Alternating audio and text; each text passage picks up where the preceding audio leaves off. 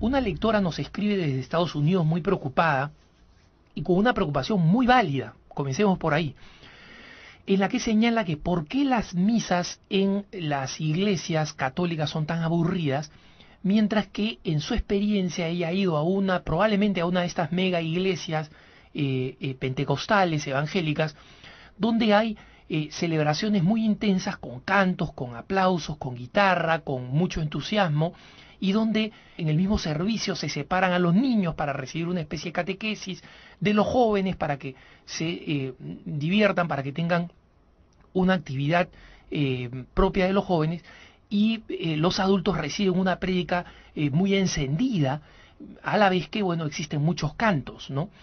Entonces, hay que reconocer que ciertamente muchos de nuestros sacerdotes no celebran la Eucaristía con la suficiente reverencia y no predican con la suficiente claridad como para que los fieles efectivamente tengan una interpretación, una enseñanza del Evangelio que les ayude de manera explícita para la vida cotidiana. Admitido esto y dicho esto, hay que entender que hay dos diferencias abismales entre un servicio evangélico y la misa católica.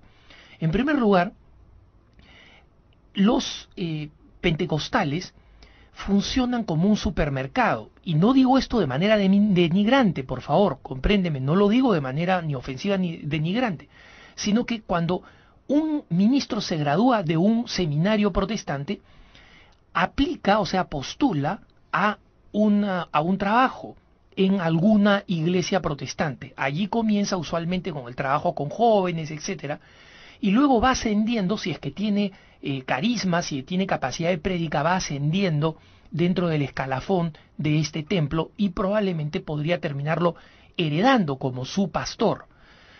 En otros casos, aquellos que son muy buenos, muy jóvenes, o que tienen, digamos, el deseo, la ambición de tener su propio templo,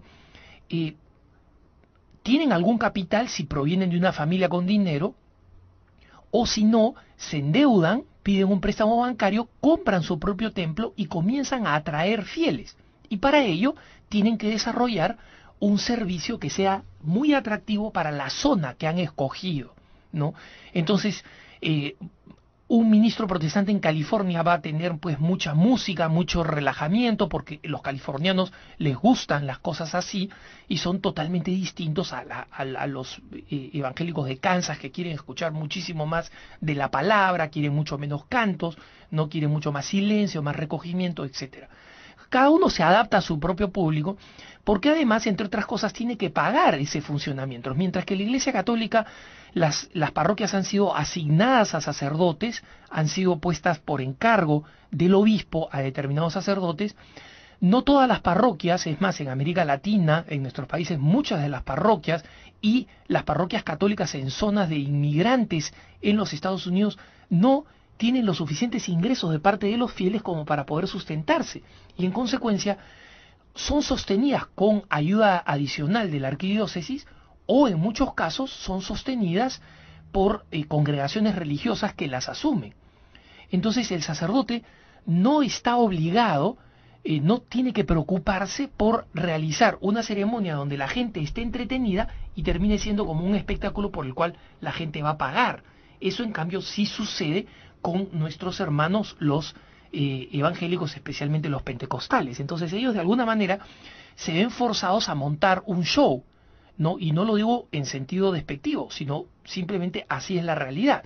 Si no tienen un show, si no son atractivos, la gente no viene, no paga y ellos no se pueden mantener. Y así es como los grandes predicadores famosos en Estados Unidos, evangélicos como Pat Robertson u Oral Roberts, han tenido experiencias tan exitosas que se han vuelto multimillonarios. Y esto no lo digo en sentido negativo, porque han utilizado el dinero para fundar universidades, para fundar canales de televisión. Y esto demuestra a qué grado de éxito pueden llegar.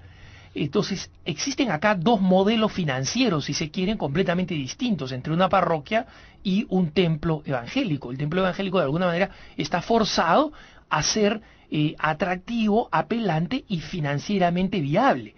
Una preocupación que el sacerdote no tiene. Pero la segunda razón es la razón abismal. Es que en la Iglesia Católica, con todas sus limitaciones, nosotros tenemos, en primer lugar, la celebración litúrgica tal como la hemos heredado de los apóstoles, porque digamos los elementos centrales, inicio, reconocimiento de los pecados, liturgia de la palabra, credo, liturgia de la Eucaristía, recepción de la comunión y despedida, toda ella forma parte de la esencia de la Eucaristía, tal como la heredamos de los primeros apóstoles, tal como los discípulos de Jesús, inspirados por el Espíritu Santo, descubrieron que era la forma de celebrar el domingo para adorar al Señor. Esa es la forma. En el otro lugar pueden haber aplausos, cantos, diversiones, cosas que atraen a los jóvenes, cosas que entretienen a los niños. Puede estar muy bien y muy loable, pero no tienen la celebración eucarística.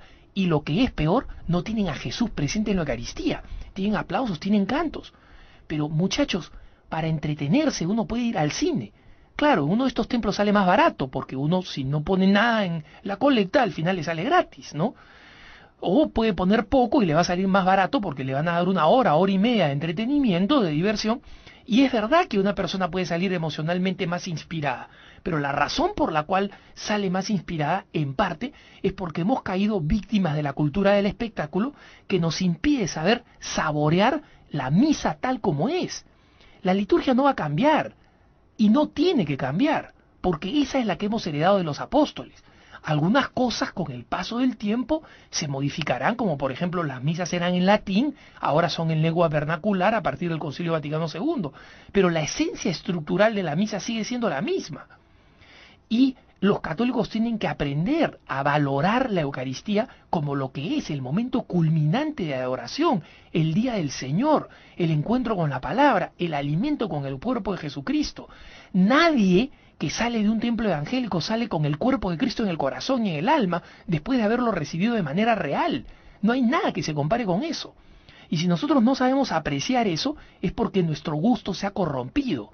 Es como aquel que ha comido tanto caramelo que no puede gustar los alimentos sofisticados, finos, nutritivos, porque se ha malogrado el paladar. Entonces ha llegado el momento de nosotros reeducarnos. Y es verdad que muchas veces los niñitos llegan y no entienden la misa. Es verdad que los jóvenes van y se aburren. Pero van y se aburren en buena medida porque los padres, no porque los sacerdotes, a veces los sacerdotes son aburridos, es verdad. Pero si el sacerdote hablara bien y fuera divertido, ¿cuánto más va a cambiar la misa? El sacerdote no tiene nada que hacer con las lecturas ya son determinadas. El sacerdote solamente va a ser divertido o entretenido o edificante en el sermón, en la homilía. Todo lo demás tiene que seguir las rúbricas. Y esa es la misa que hemos heredado del mismo Jesús. Esa es la Eucaristía. Esa es la participación del pan. Eso es lo que está en las Sagradas Escrituras. Y los evangélicos que se precian de seguir las Sagradas Escrituras tienen servicios que no tienen nada que ver con lo que está escrito en el Evangelio. No tienen la Eucaristía, no tienen la repartición del cuerpo de Jesús que dijo, esto es mi cuerpo, ¿no? Y para aquel que reclama tener una interpretación literaria de la Sagrada Escritura, ¿dónde está ese pasaje? ¿Por qué no reparte el cuerpo de Jesús? Pues no lo reparten, ¿no? Porque no consagran, porque no tienen la potestad para consagrar. Entonces, si los niños y los jóvenes nos ven a nosotros, a los padres de familia, mirando el techo, contando cuántas telarañas hay, porque nosotros no aprendemos a degustar la Sagrada Eucaristía, esa es culpa nuestra, no del sacerdote. Y hay gente que iba a las misas escuchando la fama del cura de Ars, de San Juan María Vianney en Francia, en el siglo XIX, en el siglo XX, de San Pío de Pietrelcina, y se aburría, decía, esta misa es igual que todas las demás. Es decir, cualquier persona que no ha desarrollado el gusto, incluso con grandes santos, se va a aburrir. Es una responsabilidad nuestra, que nosotros recuperemos el gusto de lo sagrado y sepamos celebrar la Eucaristía con la reverencia y profundidad que tiene. Porque lo que hay en la misa no lo vamos a encontrar en ninguna otra celebración, por más entretenida que sea. Que tengas un buen día.